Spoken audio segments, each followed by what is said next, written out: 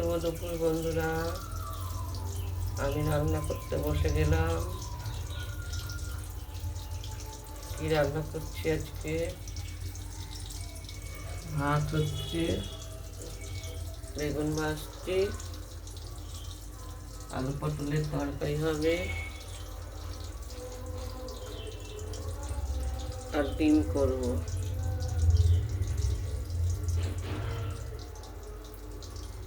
আজকে দুপুরের এই মেনু। আর বেশি কিছু রান্না করব না বন্ধুরা। মাছ আছে ফ্রিজে, মাছ খেতে ভালো লাগছে না, এমনি প্লেন রান্নাই করব।